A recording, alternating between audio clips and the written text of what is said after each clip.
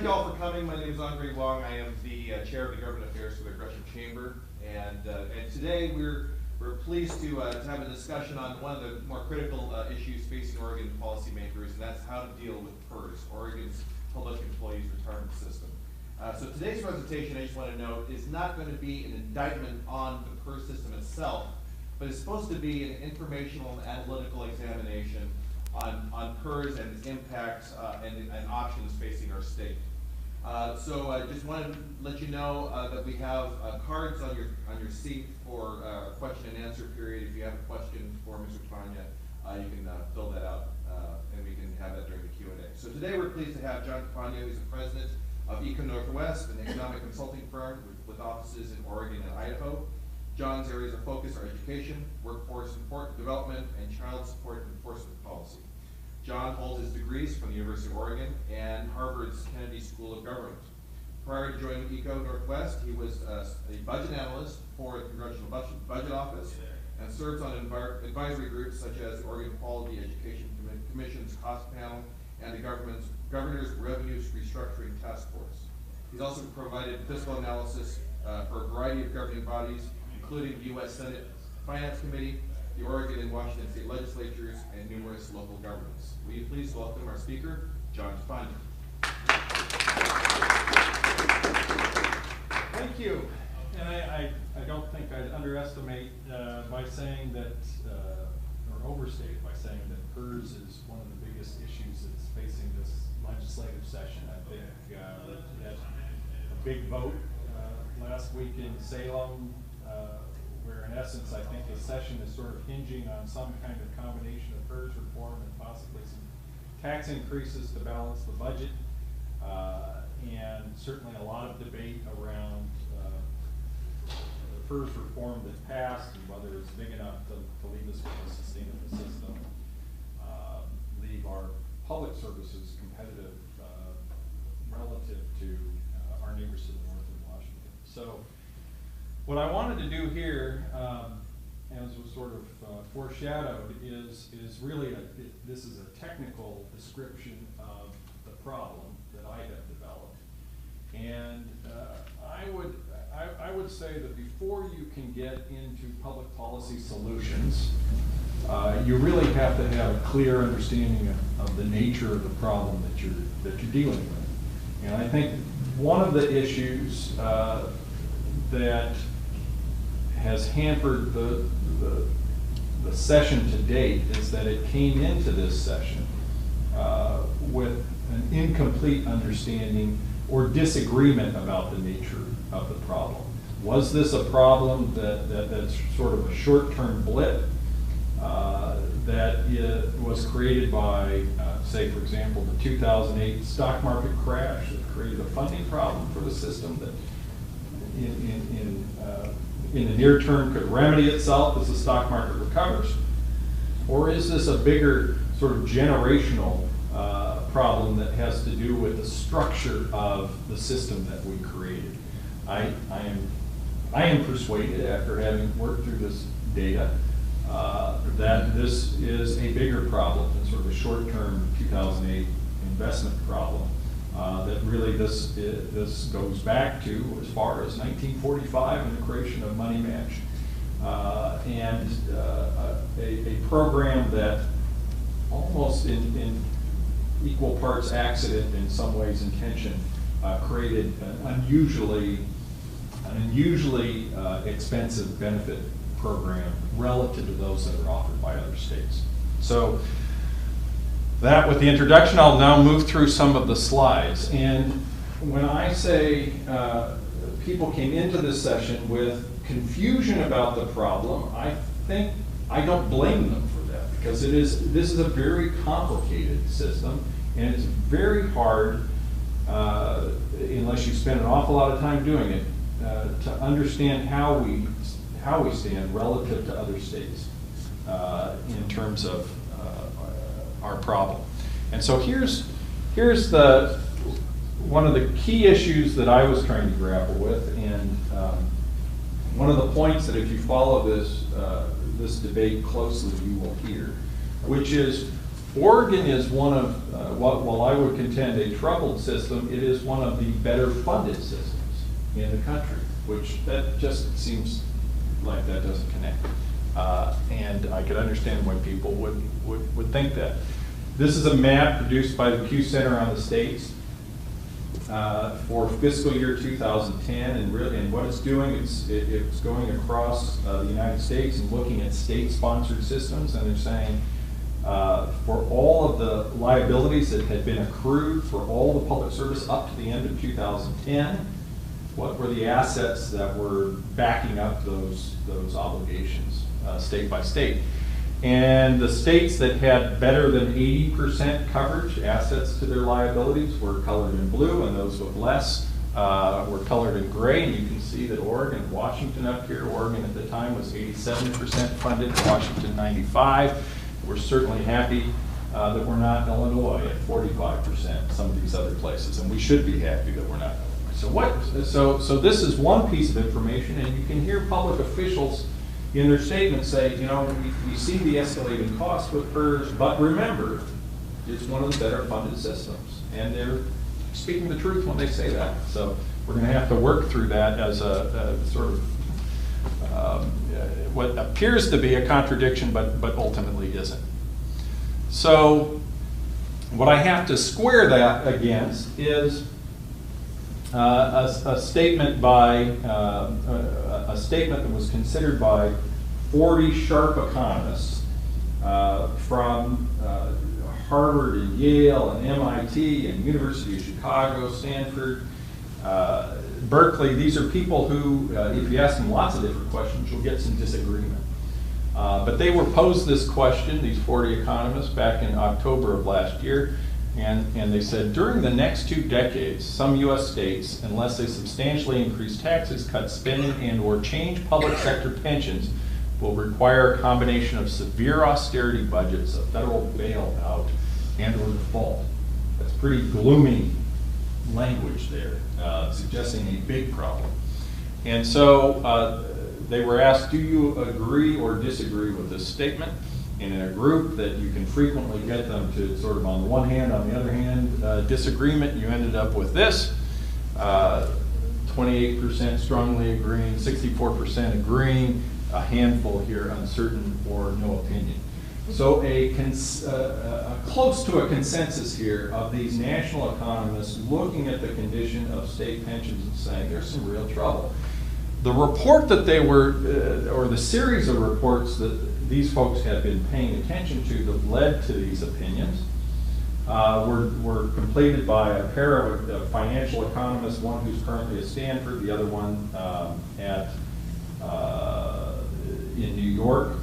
And they had done a series of interstate comparisons of state pension systems and had ultimately ranked Oregon as being one of the most troubled systems in the country. And in fact, in the fall of 2011, by their analysis, they had said if Oregon had priced its pensions appropriately and then attempted to fully fund them over the course of 30 years, their modeling suggested that they'd either have to raise taxes so high or cut spending so deeply that everyone would leave the state. It was Oregon and Ohio were the 2 states that were in that position, which again, just confuses me. I read that and I say, well, wait a minute, but we're one of the better funded systems in the country. How can you put those 2 things together? That didn't make sense to me. So now the rest of this is going to try to reconcile those 2 points. How can we be one of the better funded systems but be in so much trouble? So how do you run into trouble with the public pension system? I'm sure there's a longer list than 2, but here's 2 ways you could do it. One would be to design a very expensive program. And the second way would be to defer or delay contributions to fund a system regardless of how generous it is. So you could design something that we all agree was a sort of a fair, predictable program and just skip the payments. And then 30 years from now say, oh, we're behind 30 years on payments, you'd be in trouble. That's in no small part what Illinois and some of the lower funded states have done. I would argue that this is not Oregon's problem, deferring or delaying the contributions. It's that they designed, almost by accident, a very expensive program and have attempted to keep up with the payments. And that is, in no small part, why we are here today, is because the bill that the PERS board has presented to school districts and to municipalities and to counties is taking a very steep jump. And it's caught everybody's attention, and now folks are sort of coalescing and trying to think about what to do and how to act. So my next several slides, I'm going to try to support this argument that we designed an unusually expensive program. We are trying to keep up with those payments. The analogy that I give sometimes is imagine we're a middle income family and we purchase a car that is sort of beyond our means. But we have been very intentional about keeping up with car payments because we just made that a priority. We said we're going to keep this car and we're going to keep up with those payments. But by having kept up with those payments, we may have to forego contributions into our kids' 529 account. We may not have money to patch the hole in our roof and do other kinds of things that we need to do. So that's the fundamentals. So now just a little bit of PERS history to get us started and to illustrate why we are where we are. So PERS got started as a program back in 1945, and the foundational program was this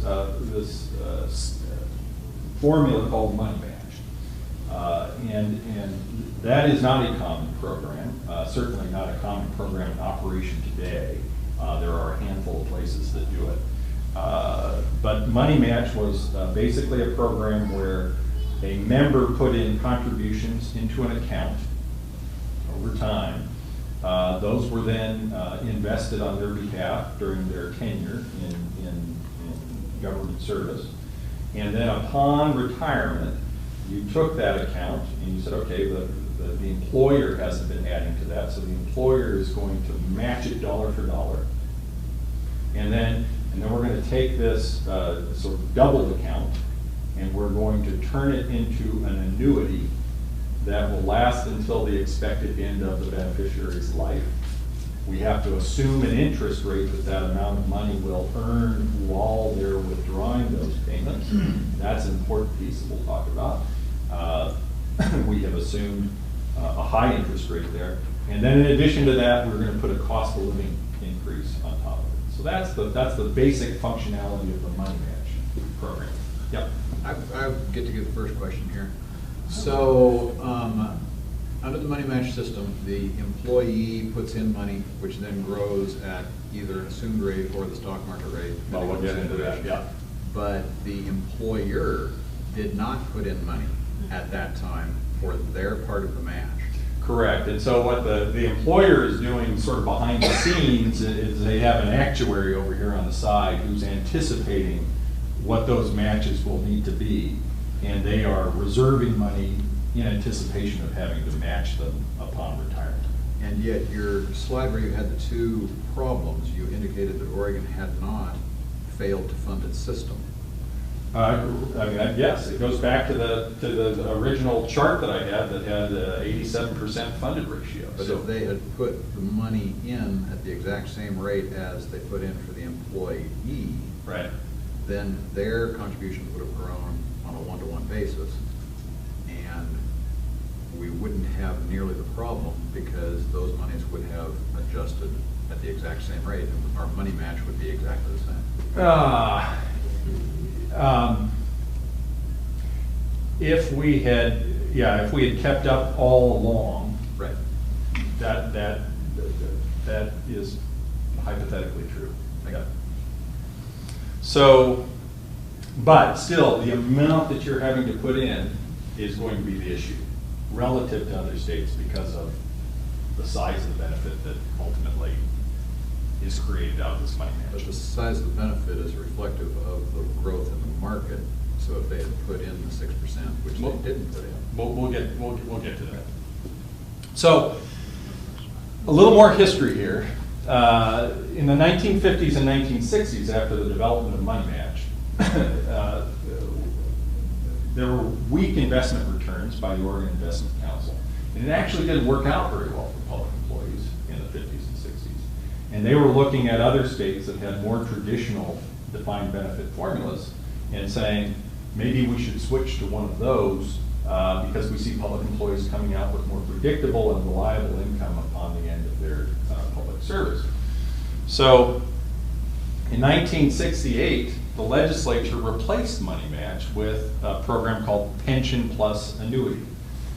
So what it was is sort of a combination of a defined formula pension, which basically says how many years did you work, and I'm going to give you a percentage of replacement on your income for every year that you work, and then there was still a little bit of an annuity tied to that in a money match fashion, but they, for a period of time, eliminated money match.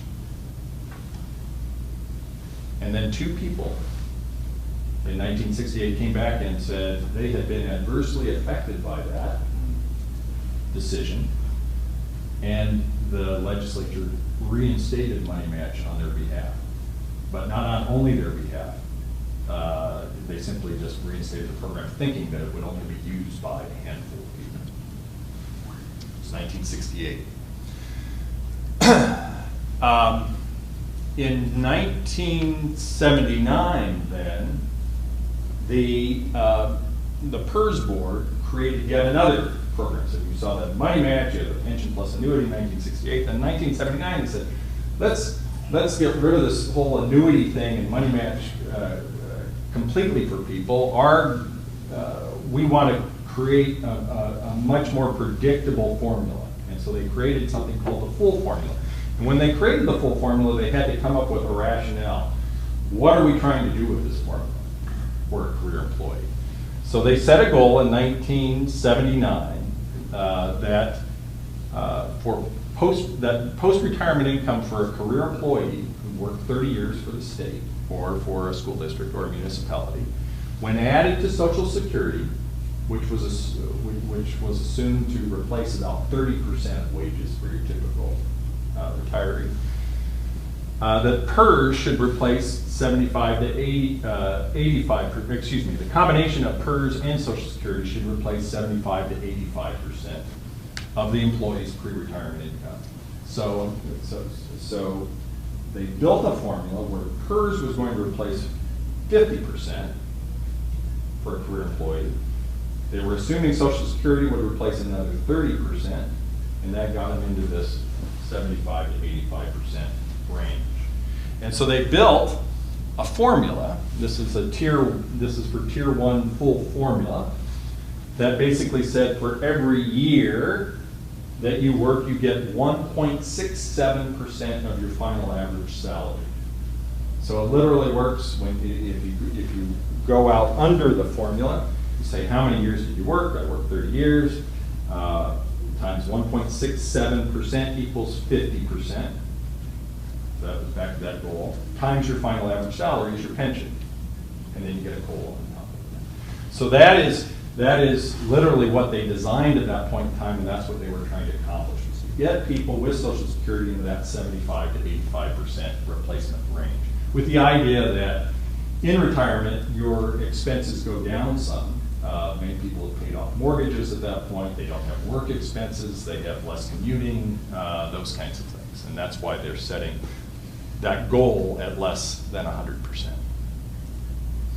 So that's, here you are, 50% replacement at 30 years. In the background, money match is still operating, however, and some features were added and behaviors were added as well. So all of these Tier 1 members, they have the option of that pension plus annuity that was created in 1968. They have the option of that formula that I just described that replaces 50% of pre-retirement income for a career employee, but they also have this money match program that's sitting in the background. And beginning in 1973, they added a feature to the money match program, the guaranteed rate of return on the member's account. And it was tied to the assumed earnings rate of the assets.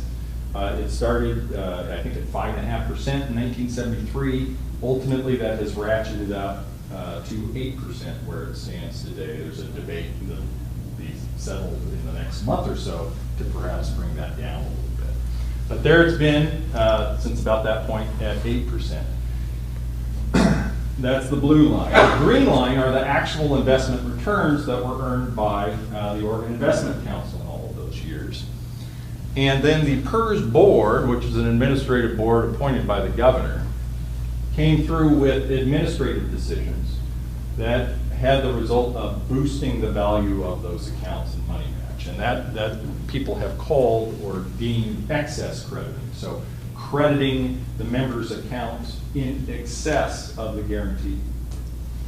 And so you can see these various points here where they weren't giving the entire piece, but they were crediting in excess of the guarantee. That happened to various degrees up until 1999, when the city of Eugene and other public employers blew the whistle and said, this isn't sustainable. You can't, in the good times, be giving better than the guarantee and not reserving much in the bad times, and that's in part where we're running into trouble. And so literally in 1999, I think the board had credited something like 20% to the accounts. And the judge came back and said, you've got to they set it back to about 12% for that year. And then basically said, you can't do that anymore. And it hasn't happened since 1999. So what you ended up with that money match, again, remember, a money match program that didn't work very well for people in the 50s and 60s, worked unusually well in this era.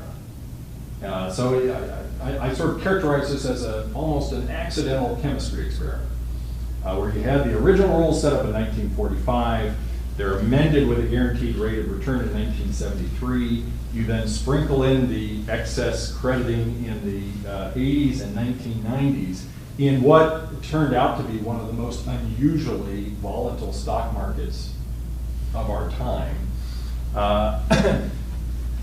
And so what happened for somebody who started in the early 1970s is that member account was growing.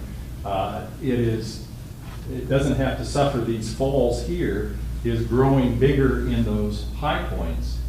Grows very high here at the end of the 90s. And then if they continue to work into the 2000s, they get the guaranteed rate of return instead of this loss. And again, a guaranteed rate of return instead of that loss. And so it was a combination of sort of an unusual plan that I would argue most didn't understand the consequences of, hit up against an unusual investment period at the same time. So what happened, I've got a couple different charts to sort of show what the outcomes of that then were. So here is, these are years of retirement, starting in 1990, going through 2011.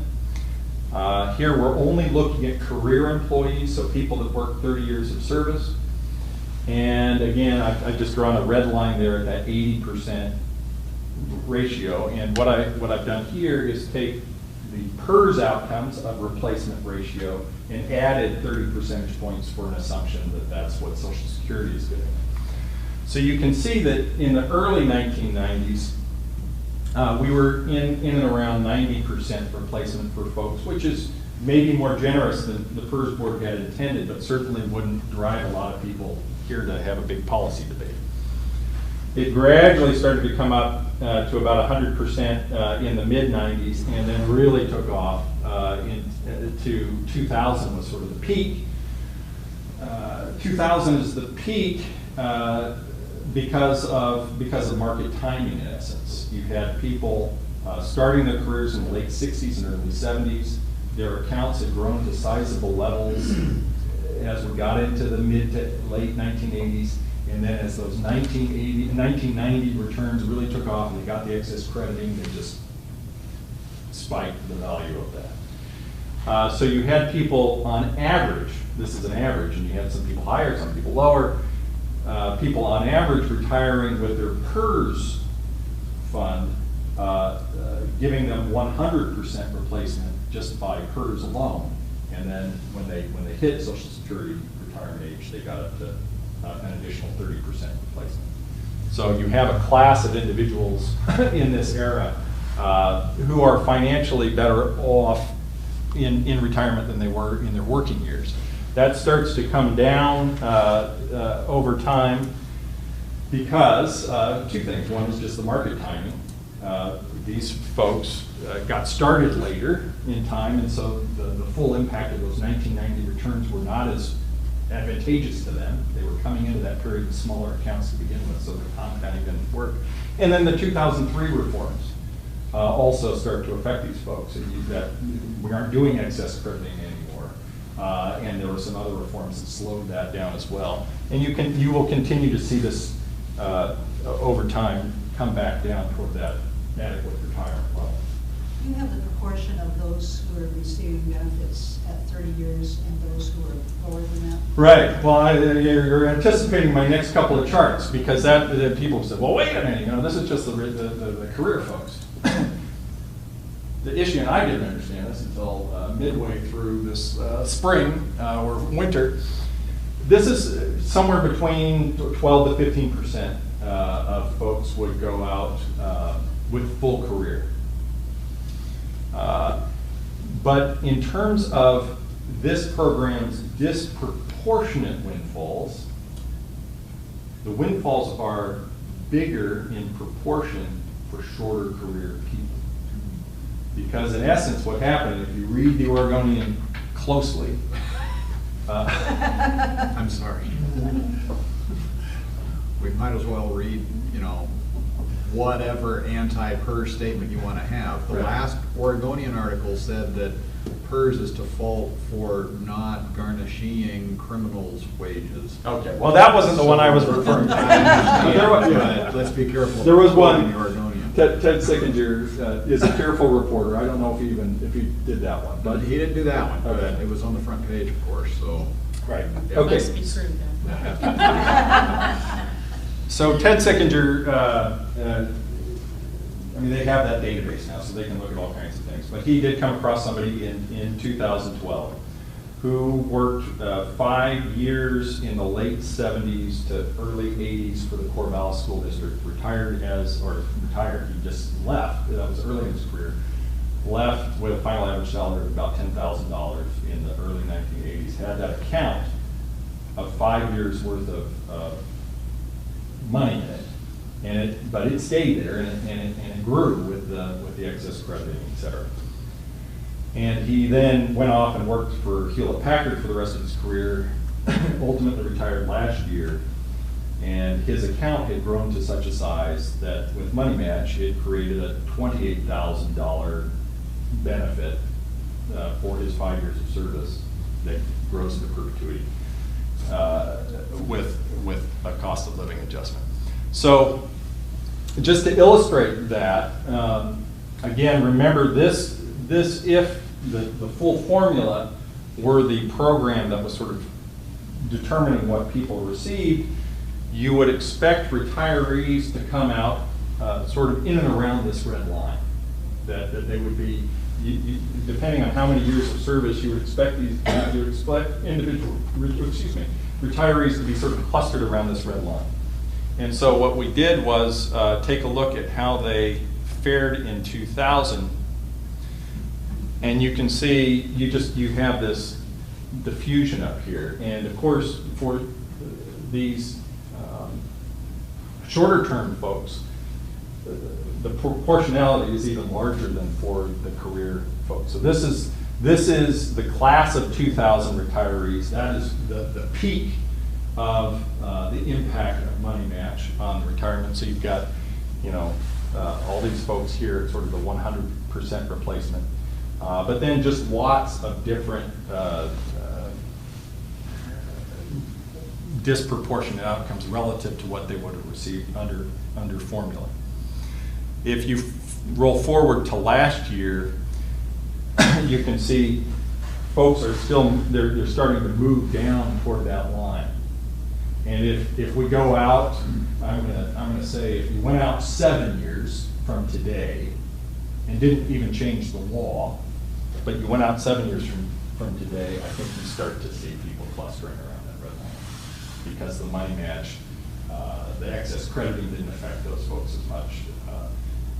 And other 2000, and the market timing wasn't very good for them. They got their career started too late to hit. So you can sort of see this is sort of how that's working. So where is this system headed? These are the employer rates that are predicted by the systems actuary. These are actually the historic ones going back to 1975. These include the member contribution in addition to what the employers have been putting into the system. Member contribution is 6%. Sometimes the member pays for that, sometimes the employer pays for that on their behalf. That's called a pickup. But I sort of put those two things together. Historically, they've been sitting sort of between the 15 and 20% of payroll range. This is sort of where we are right now with this spike, and it is this jump that has sort of caught everybody's attention and has, I would say, caused the legislative action around this. The forecast going forward, if you sort of take the midline projection of investment returns as projected by the actuary, would suggest that those rates will stay up in the high 20s until about 2029, 2030.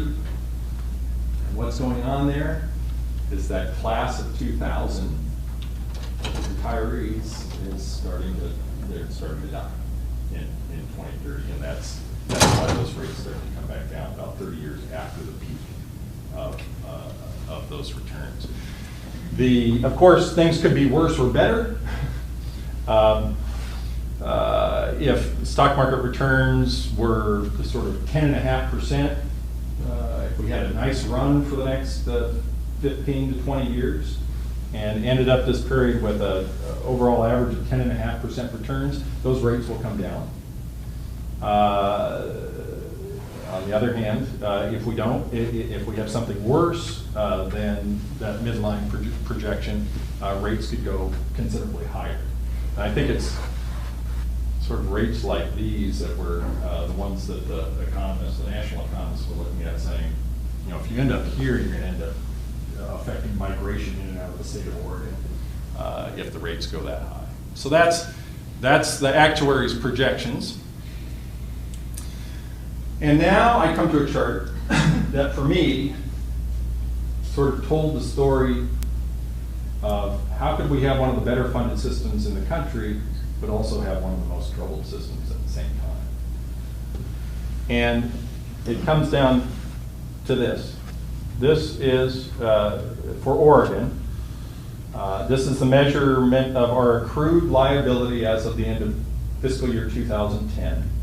It was about $60 billion. That's what we owe people for all the service, all the public services that have been delivered as of that point, future benefits. Our assets as of that date were about 87% of that amount. So in that very first chart I showed you, they were paying attention to the ratio between the green bar and the red bar. And that's a very common way to benchmark states across one another. But what they weren't paying attention to that one is, where do these two relate to the total size of the state's economy? And so this blue bar is a measurement of our total personal income in the state of Oregon, not total personal income taxes, literally total personal income, all the wages, dividends, et cetera, interest earned by Oregonians. That was about $140 billion in 2010. Why those national economists saw Oregon having the trouble that it was in is because you come over here to a state like Washington, and what you see is their total liability is only a couple $1 billion higher than our total liability, but their economy is twice as large. And so consequently, the economic engine that is in place to help finance that liability and help prop up those assets is much larger. So the rates that they have to charge their school districts, their municipalities, their counties, their water districts, et cetera, are quite a bit lower. So it is true to say that we're both doing, relative to other states, and certainly relative to Colorado, we're doing a better job of keeping up with our payments. But the engine that we have to pay, that we have in place to help pay for that is quite a bit smaller, and consequently, our rates have to be quite a bit higher. So now I'm going to talk, that's the problem statement. Is that questions about that analysis? So I'm going to transition now to a discussion of if, well, the legislature is still sitting down and grappling. They believe, some believe that they've found the solution with 822, others believe they need to go further. Regardless of who you believe, advancing some principles around how would you judge one package against the other. You might look at 4 different categories of criteria. Number 1 would be adequacy. You want to go back and make sure you're not violating a principle of an adequate retirement. You could use that 75 to 85%, or if some other number is better, use that and argue for it. I think in addition to adequacy, there is sort of a notion of fairness around expectations as well. If you make an abrupt change to the system and somebody was literally walking into the PERS office building and about to, they had studied their retirement, and you need to think about that and think about how abrupt a change should be for somebody who's literally on the cusp of retirement.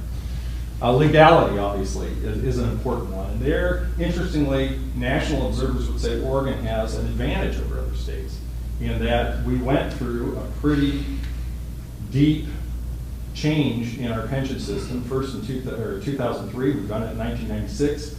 The Supreme Court and justices have spilled a lot of thinking. They've written down a lot of their thoughts about what the system is and what the promises were and all that kind of stuff. So we have more legal history to be able to guide our decisions than many other states do that haven't gone through pension reform. So we have to pay attention to legality. Sustainability, the question will be, for example, with 822, if 822 is the package for this year, what is the likelihood that you would have to come back either this next year or the year after that to do something else to try to bring the system into place?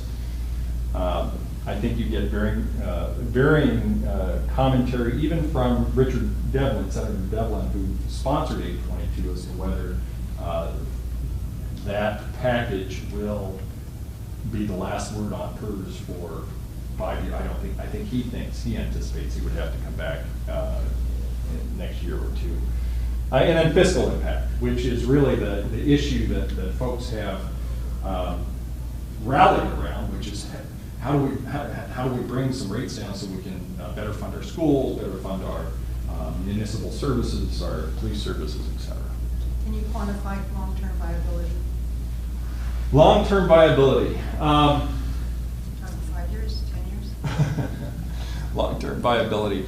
I guess one standard would be to what extent does a change today, is it a change that with some tax increase and some spending cuts prevents or alleviates the need to go back and try to do reform again within the next 5 years or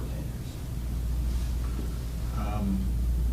With all due respect, I think I would like to suggest a change to your thinking in the fiscal impact aspect on this chart, because one of the aspects that I have not seen anyone considering other than the PERS board itself is the impact not on the fiscal health of the PERS system, but the overall fiscal health of the government agencies. Let me explain.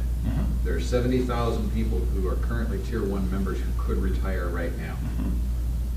And while changing PERS may reduce the unfunded liability by hitting benefits, it also has the impact of encouraging those people to continue to work.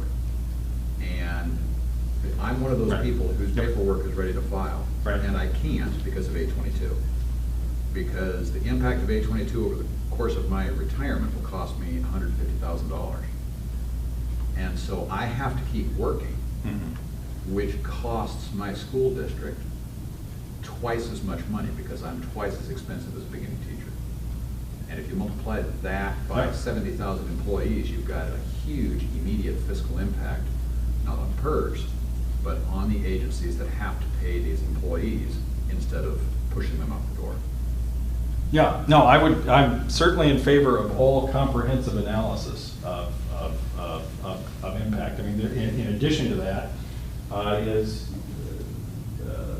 sort of the service level. When you're replacing experienced staff with less experienced staff, et cetera, there certainly have been arguments in and around public safety in particular. You don't want to have, well, you just need to be careful about what you're incenting and the overall impact on public service. That's well taken. The policy options that have been debated to date have fallen into 5 broad categories. They were advanced sort of at separate times by the City Club of Portland, issued a report a couple of years ago that advanced this sort of slate. The outgoing PERS board chair, James Dalton, he was one of the first PERS board members in the post-2003 era. In fact, he was one of the inaugural members of that.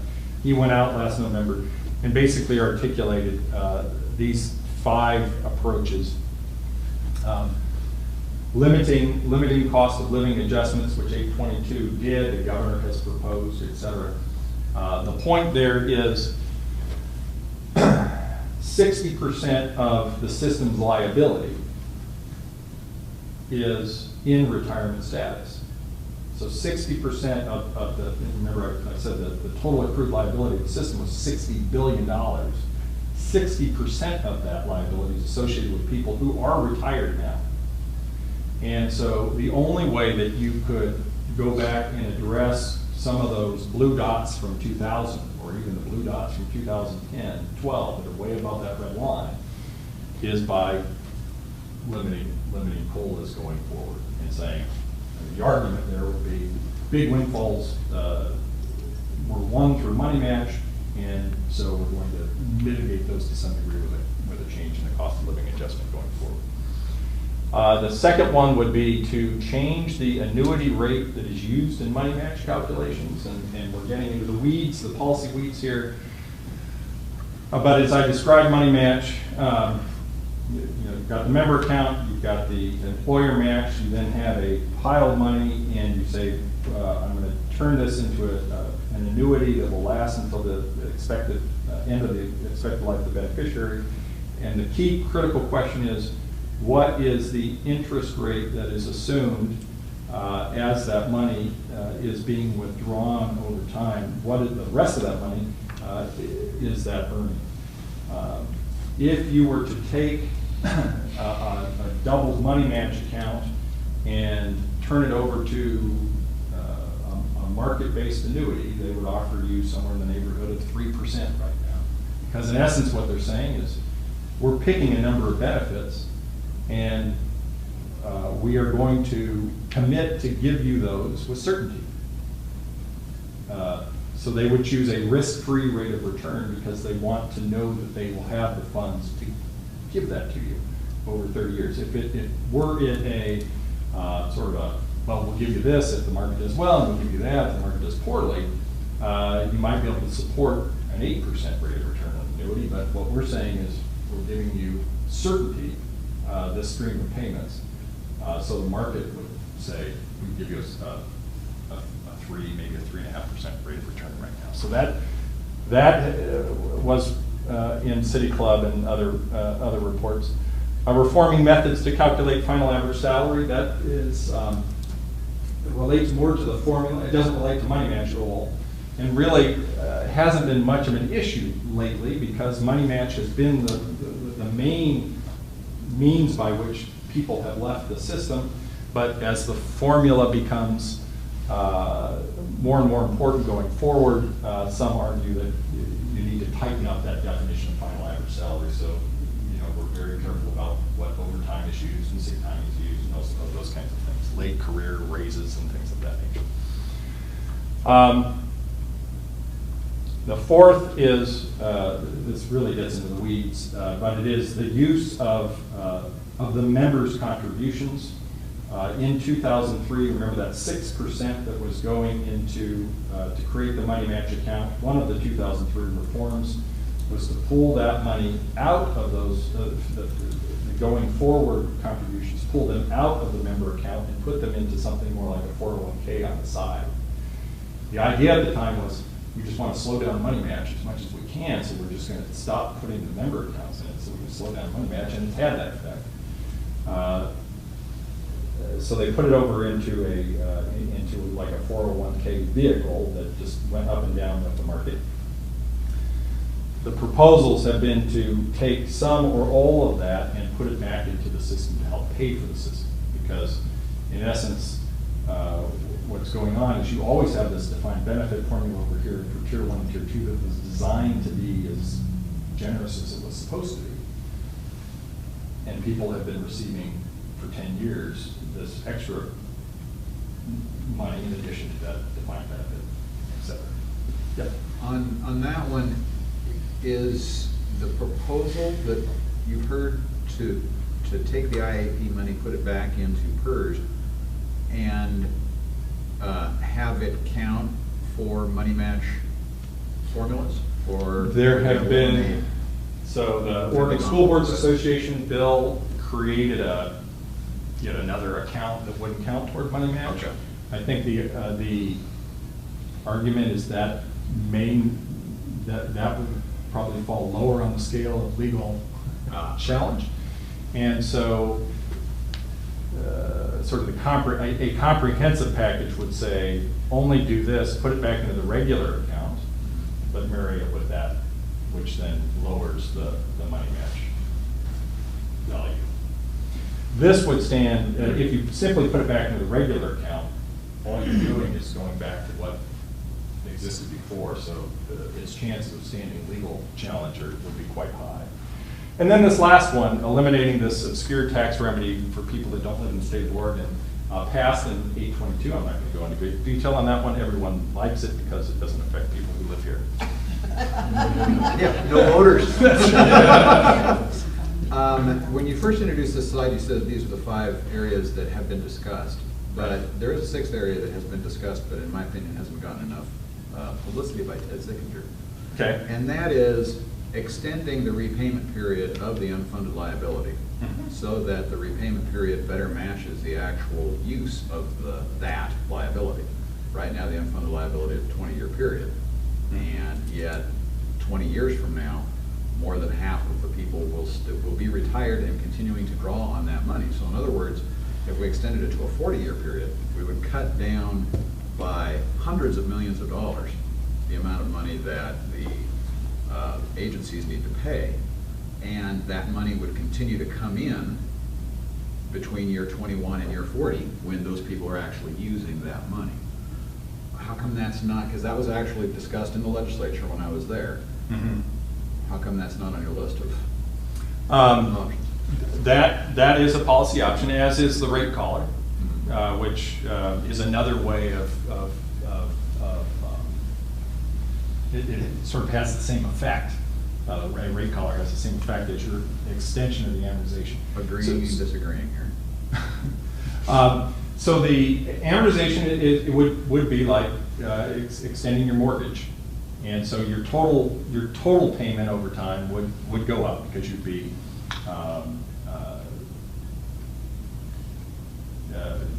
paying interest.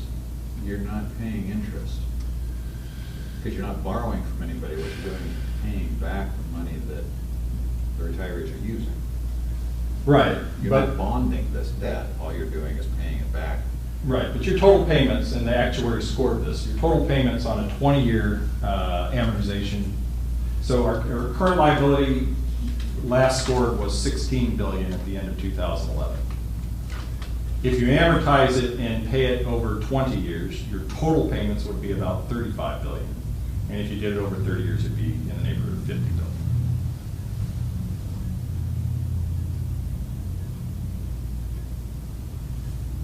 Who are you paying interest to? That's not the way I read the chart that the PERS board had. So there's a, if you go to the PERS website,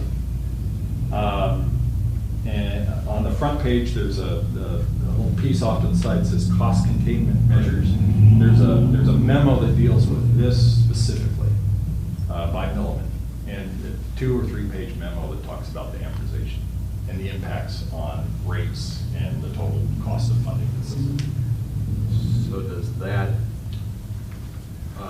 disagree then with the cost savings overview provided in the report by the PERS board, where they suggested that concept to the legislators? The PERS board, It's a 45, 50-page PDF document where they say it cuts, for instance, increasing it to a 30-year period is a $534 million savings. In the current biennium. For each biennium. right, Because it reduces right. the payment due by spreading it out over 30 years. Right, but then your total net present value of all the payments you're making are higher. You're just spreading out those payments Well, over a longer the period. total net might be higher this because you're not getting market return. You're not getting the 8% assumed liability that you assumed Right. return on And- the payments now. So, lowers rates in the long run, but would keep rates somewhat higher in the Over a future. longer period of time, because you don't get the 8% this year, next year, and so forth. A couple of things. The question is, on those proposals, who is ultimately going to be able to make some decisions? And if it is referred to from the taxpayer or from the public standpoint for vote or whatever else, which you can't rely on, understanding of some measure that's on the ballot. But either way, you end up with still, and if the decision-making is in the legislature, we haven't seen anything that has come out either from the vote standpoint or capability from the legislature standpoint that weathers through the fox and the hen house situation. The judicial situation is there. Every possible entity in the state is part of it, and those that are involved in any vote, the ones that are 90% to turn out to the vote are the ones that are in the system. So they will support that, continuance one way or another. And you can read the editorials and so on that are out there that, by golly, I've worked this, for 30 years and I've got it due and don't dare try to take it away from me. So it's, from my standpoint, as an outside person, I'm saying do not vote, do not approve anything that is a tax increase for any entity, library, fire, anything, because it is all a result of the impact of the unfunded liability. So there were sort of two related thoughts in that point. One is, are the people who are empowered to make a change being affected sort of by their own personal circumstances versus a separate one, very legitimate and substantial lobbying on behalf of the beneficiaries, that's the job of those lobbyists. Mm-hmm. I remain an optimist that we have statespeople and in the legislature, and that anything that you see that is not proceeding the way that you want is not because they're pulling out their own personal pieces and looking at.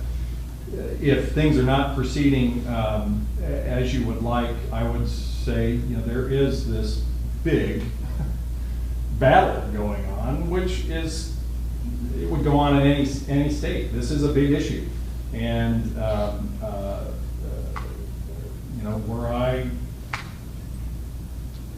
that is, in some respects, the job of some in Salem to look at those and protect those. Greg Hartman, et cetera. That is his job as an advocate to make the best argument that he can. And but in that same vein, 2003, it was put to the voters and said, okay, we think that PERS people have to put in 6%. Well, to contribute. And then every one of the entities said, I really hate to have you suffer like that. We're going to put it in for you. So it was a 6% increase. Well, no, in 2003, that was all legislative. Well, whenever that vote was, I don't know if it's 2002, 3, or whatever. Yeah. That's the result of what happened. Before you go on, I just want to make sure that we're at 6 o'clock, so we want to make sure to let John finish his presentation, and then we can have you have offline discussion for him afterwards. So, just go ahead. Okay, so I will finish with this slide, which I will say is this is a slide as a technician. My wife is a PERS beneficiary. I've got 2 sisters who are PERS beneficiaries. My brother-in-law retired in 2000 with the outcomes that you saw on the table. And so I don't come at this from the perspective. But this is the one as a technician, as an Oregonian, as someone who's concerned about and interested in the state's future going forward, that is the most troubling chart that I have produced yet, which is the forecast of the employer rates under, here's current law, and this is for school districts, and PERS with Senate Bill 822 enacted, relative to Washington's teacher retirement system. And that's only teachers, but they have classified employees, administrators that are in another system that is running at relatively similar employer rates.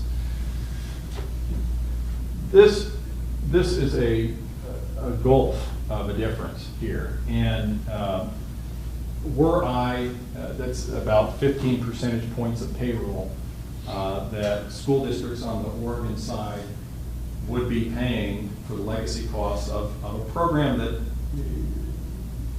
whether it was an accident or it was some intention with the excess crediting, et cetera, a generational accident in public policy, I would argue. Were I the mayor of Vancouver, or Washougal, or Camas, I would turn that into a banner, and I would fly it from the front of my city hall, and I would make copies of this, and I'd hand it out to all the real estate agents in the area. And I would say, if anybody that you have that's looking for housing on this side of the border is considering anything in the other side, hand them this and tell them that you've got about 15% of your school district payroll is going to be paying for sort of an era of 30-year excess that Washington didn't implement and doesn't have to fund. That's troubling. That's troubling for Oregon if we go forward with this entire gap, and I think will be it will be difficult. Difficult when we get into conversations like the one that sort of the competing over the Nike headquarters or anything else. It sets Washington up very well relative to us if we run forward with the full cost of this system. So, I have answered some questions, but I'm happy to answer others. I'm happy to I'll give you one more at this Yeah. point. Based on this chart, I've been a teacher for 31 years. Yeah. And we have had in the past a flood of teachers from Washington to Oregon because of their crappy retirement system. And so the other side of the coin that you discuss, relative to taxation, is the issue of the total benefit package being attractive to quality employees. Right. And Washington's retirement system for their teachers is a joke. Well, it's now very comparable to Oxford. What's To Oxford? That's the current tier that's in place for somebody that would be hired today. Right, which, if you talk to our young teachers, they're extremely frustrated. PERS may not be able to continue in its current form. Okay, I'm not saying it can at this point, I'm not saying that it can't at this point. Right. But if you took that chart and showed it to teachers in the Vancouver schools and said, come to Oregon, we have a decent benefit package, it would have a different, you'd have a different audience than if you take it to a group of business people and say, this is the result. Well, no, but they're not, anybody new coming into the system today would not be eligible for this. This is paying for the cost of people of the past. I hear what you're saying. The question of calling Washington's system a joke, you have to say, okay, are they in the 75 to 85% area? They're 95%. No, he's asking the No, of payout the- plus Social of the Security. payout. Oh, yes, yeah, their formula creates, it's a standard formula, and it creates, I think, 60% replacement for their, Not a joke. Well, Not a joke, Social historic. Security plus retirement, 60%. they No, get 60% out of no. their teacher retirement system. Yeah, 60% teacher retirement. Okay, plus the 30 Social Security. Right. So not a That's- joke. It's not what I understand. Other questions? I want to go back to the one chart that you showed us where the way is way at the beginning. It doesn't appear that we can tax our way out of any of this because the income is half of what Washington has. That chart right there, liabilities and assets versus the economic wheels, as you said. Do you, as an economist, see any way to tax your way out of this with the economic wheels so low compared to Washington? And there's a technical question and then a political one that goes with it. Well, I already know the political answer. Right. The technical one is Oregon is a low tax state. Washington's a low tax state. If you look at our taxation relative to our total personal income, we used to be sort of middle of the pack because we have a very high income tax. We used to have a very high property tax, and we never had much in the way of sales taxes. In the mid-90s, we went from a property tax that was high to one that's sort of in the middle of the pack, and we still don't have a sales tax.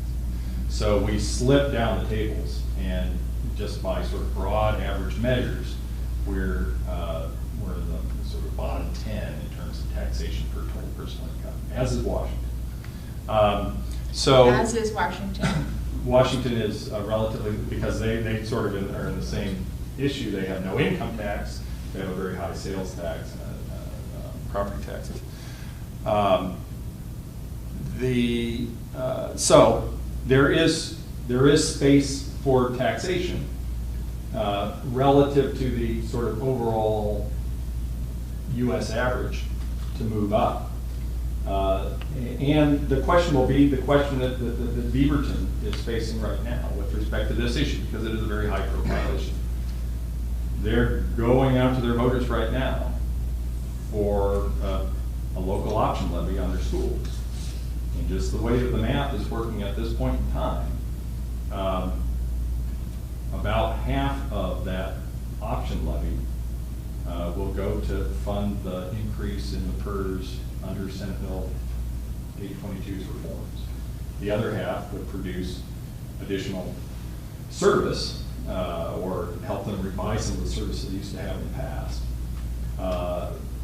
So that's when I say, Is the local option on all residents or on business only? It's all residents. It's a It's property property tax. tax, it's not business and personal property Okay, tax. thank you, sorry.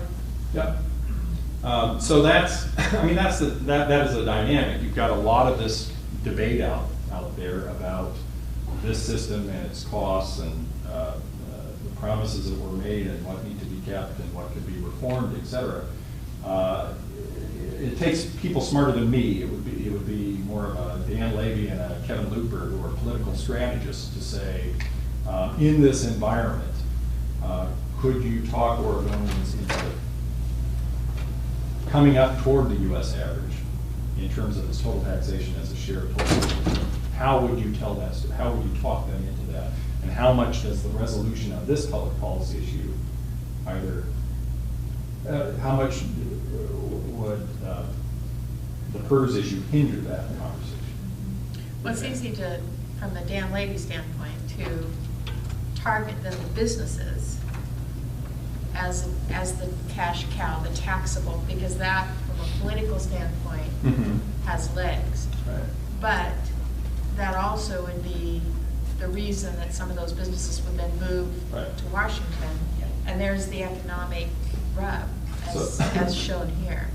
So the issue with taxation in Oregon is we are, the system may not be as progressive as the Oregon Center on Public Policy would like, but in relative terms, because we're a progressive income taxation state, and no sales tax, which tends to be regressive, we are a relatively progressive taxation state, certainly relative to Washington, which is one of the most regressive in the country. The political struggle for Oregon is as you attempt to get more revenue, you can continue to try to be even more progressive than you are now, but you're really stretching, you're going places that other states have. You're pushing that outer limit. And, you know, someone argued you're pushing it so much that people are popping into Clark County and other places to get away from it.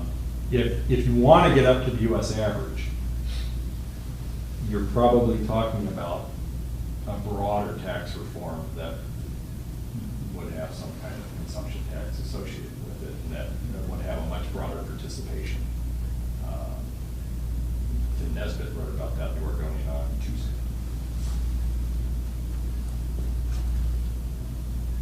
It seems though that if we were to go that direction, to be more like the US average, then it would make Washington look even more tempting, because they're a low tax state and, Right. you know, it's a. So then the question is, what do you do with the money? I mean, if you went up the tax scale and you really bought things that people valued, and in some way you started to see Oregon State, University of Oregon with reasonable tuition relative to U of W, and you had the schools here were starting to outshine the schools in Washington, and the roads didn't have ruts in them. Then that's sort of the trade-off. If you're buying things that families and businesses value with those additional tax dollars. I guarantee you they wouldn't be going to those things. Well, and so that's the judgment you have to make as a voter and a taxpayer. Yeah. Do any of your charts or anything that you've done measure what the potential would be of the surge? And I remember that in 2000, Yep. you saw that spike because there was it's out, we're gonna change things, so Yeah. that there was a huge move for everybody to get out so they could get what they needed or Right. what they thought they deserved, or, to save money, or, Yes. whatever the rationale or motive it was. So is there, in any of what you projected, kind of okay, well, things are gonna change, so what will happen with the people that are now there to move Right. out quickly to grab what they can into the old plan and Yeah. not be hurt like you're Yeah. talking about? So depending on how you implement it, if you implemented, for example, the annuity change is the one that would really catch people's attention, because what you're talking about for the highest of the money match recipients, A switch from an 8% annuity interest rate to a market rate would reduce their benefit by 43%. Right. So that's a, you know, that'll get your attention. Milliman, the only number that I have in this chart that even speaks to that, this comes out of the Oregonian, but it was an analysis of Senate Bill 754. They said that if you could sort of click your, this isn't gonna be a satisfying number for you, but if you could click the wand and change the annuity rate overnight, and people just had to live with it, you'd get about $6 billion in total savings out of this bill. But they estimated that because of accelerated retirements, that savings would go down to $5.3 billion. So they see they would anticipate a pretty significant change. Well, but the change in the annuity rate would actually result in an increase in the cost for the agencies, as opposed to a decrease in the cost for the agencies. In what way? Well, the return amounts that they have predicted would no longer be there. And so they have to figure out that even though you're decreasing the amount that I am getting, Right. you're actually increasing the amount that they have to pay because they have to make up for the decreased return that the market is supposed to be giving. So if the market's supposed to give 8, you now assume 7, you've just increased the amount that they have to pay by that 1%. So the policy that's being dealt with here is a different one. It's basically saying that you have a rate of return that's assumed for the system as a whole, the assumed earnings rate, that has historically been used to create those annuities. And saying, we're not talking about the assumed earnings rate for the system as a whole. What we're talking about is creating a separate interest rate directing Just the for the PERS annuity board for the creation of annuities. Okay, got it. But you are absolutely right on the other one, because this is actually something that's happening in the background. While all this is going on, the PERS board is likely to reduce the assumed earnings rate from probably 8 to, I'm guessing, 7.5% or something between those two. But that actually costs. And that costs money, because it automatically devalues your assets, and then you have to make a call on the Which employers. is why they haven't done it yet, because you're talking Right. tens of hundreds. Which is where your amortization policy will probably be used, because They'll when those combine the rates, two, and then it'll be a negative net, got it, it'll be a net. they'll marry those two. They'll marry the two together. Which won't save us anything. No. Which is what I wanna do, is save us, instead of, okay. Are these charts and diagrams available through the chamber? Yes, you're free to As long share as you're this. okay that we do that, Absolutely. I can take your email and send it to you. Well, thank you for the thoughtful questions, and this is it's a politically charged, obviously politically, personally charged. Again, I have lots of people in my family that are old, tier 1, tier 2, et cetera, so I'm used to this. So I guess that's a question. How long before the changes that took place, before the 2003, that line goes down? How many years? Is it just until the last tier 1 and tier 2 employee dies? I mean, is that what? Well, that's really- kind of what you're seeing here. Is the middle of the distribution of the big money match outcomes they start to die in 2030. I think you start to see, you'll see it go back, if you extend this out, you're probably out in 2038, 2039.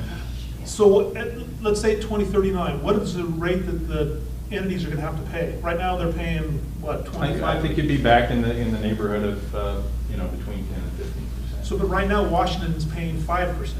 No, Washington, no, there's, More like 10. Is it 10? yeah, they're gonna get up to 14. Oh, okay, so they're okay, all right. Yeah, because this So right is now, they're. the effect of the well, they're- 2008 all right. losses. Yeah. Yeah. And they have the same dynamic going on here, where they had a blip in generosity that they reformed a while ago, and those folks start to come out a little earlier than ours. They have 3 tiers as well. Then the result, the accidental, whatever decisions that took place years ago that have created this, also created the accidental liability for those who are retiring at the same time as those that are in that system, because now we're continuing to pay for those who are in that system. So it's a accidental consequence, horribly negative, on people that have done 401ks, IRAs, or whatever, and say, portion of what we're, taxed on now has to go to fund that, really accidental benefit that's created excess now. Well, and, in the fury and frustration that some might have, remember, no beneficiary designed this system. No beneficiary is in this design. I recognize that. And none of the members of the sitting members of the legislature designed it. They just have the unfortunate timing of being in office when it appeared sort of clear in terms of the size of the problem. And I have an awful lot of. Now they have to grow the beard that qualifies them to be the, the decision maker that is really tough. So I guess the very first question, the money match. Like for my employees, I give them a match 3%. They put in 3%, I match 3%. Right. So you're paying six total, is it? 6 total is what they're getting at. So what is the difference between that and how this system was designed back in 1945? How is, we talked about the money match being valid at the time that I'm matching my employees' pay As you go. As you go. as I go. And that's a big difference. And you're a defined contribution. Once you've made that contribution, Yeah, I'm done, yeah. the risk's on them and you're out.